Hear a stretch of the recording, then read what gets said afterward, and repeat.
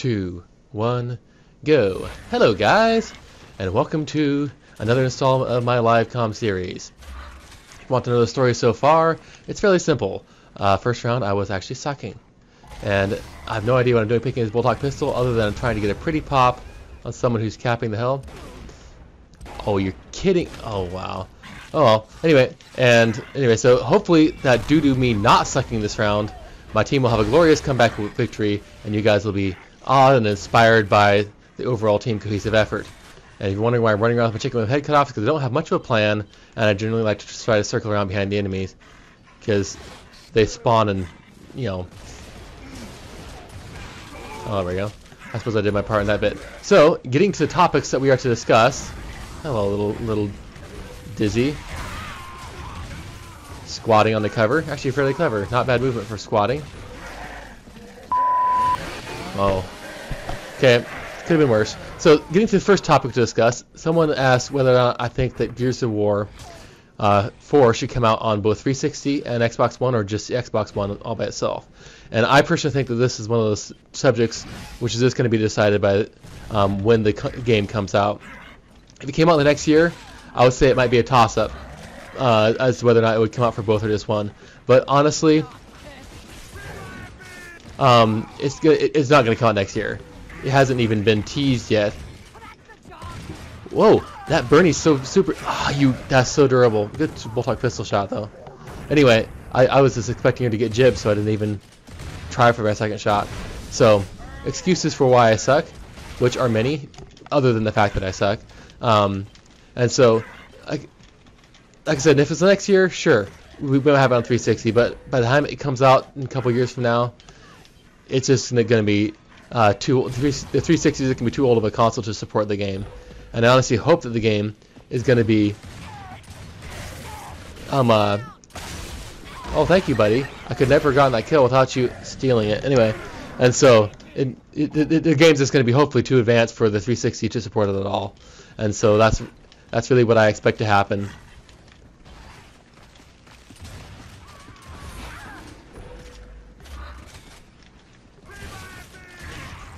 I think I'm going to join this fight even though I really don't. It's nowhere near the hill. And... oh. Wow. Fail. That's failing on my part. So... and then there's another related subject that people want me to talk about, which is... how do I... what's the thing I'm looking forward to the most from Gears of War 4? And that's pretty easy. It's just... I'm looking forward to playing Gears of War, the Gears of War series, which I love, on a next-gen system with next-gen graphics, and just being blown away by it. And I'm not one of those people who, well, actually, I do have a lot of opinions on what I think should be included and all that stuff, but it's a long, tedious. Honestly, I think it starts to get boring just to hear someone talk forever and ever about, you know, what has to be or not be in the game for it to be a success. And I really think with Gears of War 4, it just needs to be a crisp, clean Gears game that has the effort put into it and the support put into it to make it like the other games in the series, 1 and 3 in particular. If I'm still playing Gears of War 4 2 years after it comes out like I am with 3, I will be just blown away, super happy, and I'll consider it a great success. So.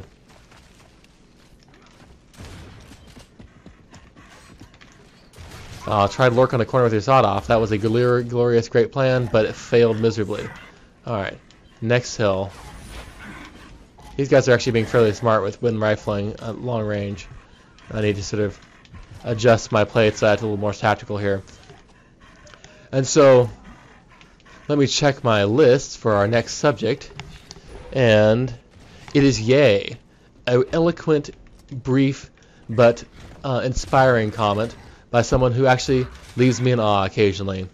And I hope that is a commentary, or it is a sentiment, no, I'm shooting at my own buddy, expressing the joy that this particular person has in seeing me do a LiveCom series. So I thank you, person who said yay, and hopefully I can live up to your expectations. Wow, okay, I guess I just got one wing of damage on him. Oh crap. and they're capping the hell behind me already. Where's my buddies? I thought they had that knocked off. Nice cover switch, whatever you did to kill me there. So, yes, thank you, person who said yay. And then now, I have a subject which is very interesting and promises to be highly entertaining, is showering. How often should one do it? And so, really, I think to figure out how often one should shower, you need to figure out why you shower in the first place. And I think that unless you can make a case for showering being absolutely essential for maintaining good hygiene and health, and which you can't, because tons of people have lived long, healthy lives without showering, and I strongly suspect like those weird islanders who live on nuts and something else and have the longest lifespans of anybody, don't shower either. So I don't think showering is crucial for long, healthy lives. So my actual reason I think people shower is to please other people. Other people cannot stand to live with them in their unwashed, unhygienic state. And so they go ahead and shower to please the people around them. So how often you should shower, I think, is dependent on how concerned you are with keeping people happy. If you are the type of person who wants your coworkers to like you and people generally not to look down on you as an unwashed heathen as you walk by, then you probably need to shower fairly frequently.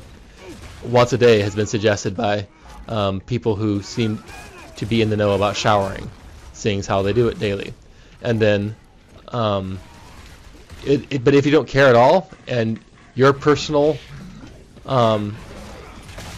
joy and fulfillment in life is the only thing that matters to you at all, and you actually find it funny that people are flummoxed and just being disgusted by your lack of hygiene, then don't shower at all. Go for it.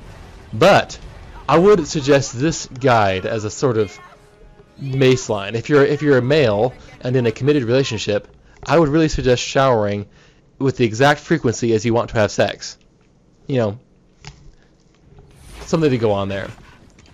So on our next subject, we have a longtime friend of mine wanted me to talk about the Seahawks for a little bit, which for the rest of the United States is probably thinking it's a selfish and oh crap, oh that sort of worked in there okay-ish. Anyway, and self-centered subject because the Seahawks obviously just won a Super Bowl, and odds are, since there are 32 teams in the NFL and most of you guys probably are fans of other teams, it would seem to like this is just focusing on me, and I'm okay with that because this is a LiveCom series, and so presumably you are interested in following my interests. Oh crap, gotta get me on this edge here. Wow. No one's flanking me, hopefully. And so Seahawks. I'm not sure what to say about them. Obviously they just won the Super Bowl, and they're just an unbelievable team. And I hope every one of you has the joy and appreciation and the amazing moment of seeing your favorite team make it all the way to the Super Bowl and be just as dominant and stunning and really inspiring as the Seahawks were for me this year. I love defense, and I love watching really hard-nosed football and just people laying hits on people. And so I like I said, I just can't be happier with the way the Seahawks have been playing and how they play, the way they're built, and it looks like they're really, really set up for success down the road. So, as a Seahawk fan, the times are good. And if you're not a Seahawk fan, well, you're probably whining about them holding or having too much contact or whatever else. But really, the way the rules are written now, it's hard to play defense in the NFL. So, I feel like the Seahawks, to achieve this level of suffocating defense in this style of play and this modern rule set where the offenses just keep scoring more and more each year, it's pretty special. So, wow, that's a tough dizzy. Whew.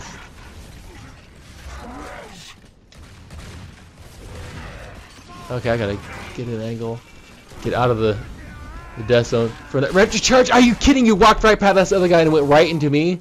How did it not stick? So, but I'm also going to assume that a large percentage of you guys, since you're probably gamers, don't give a toot about whether the Seahawks are good or not, and who wins the Super Bowl at all.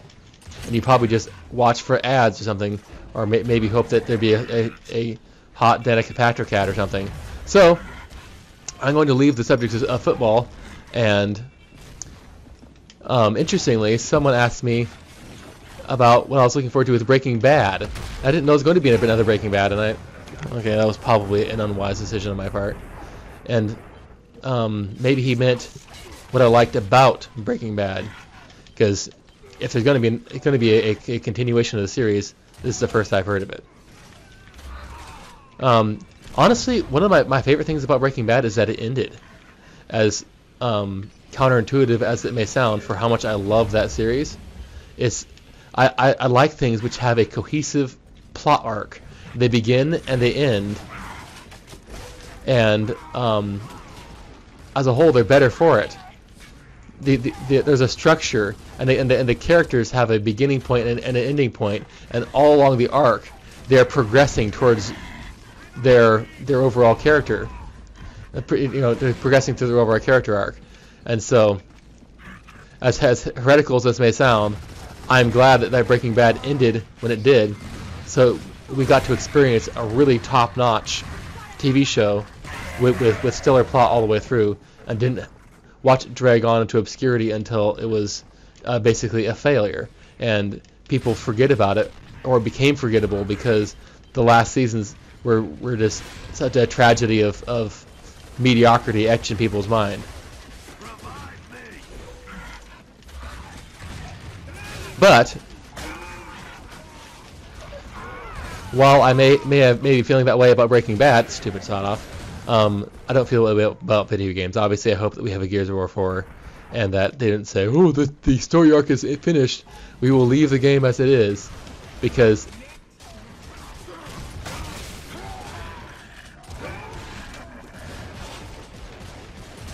oh, you kidding me? Okay. So. Because video games for me is a slightly different field than TV shows. Yes, plotline is important. Plotline is cool in video games, but also gameplay is important, and the style of game is important.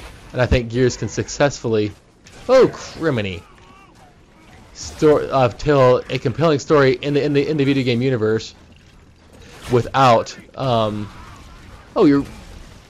you're kidding me. Wow, that was a really bad fail situation.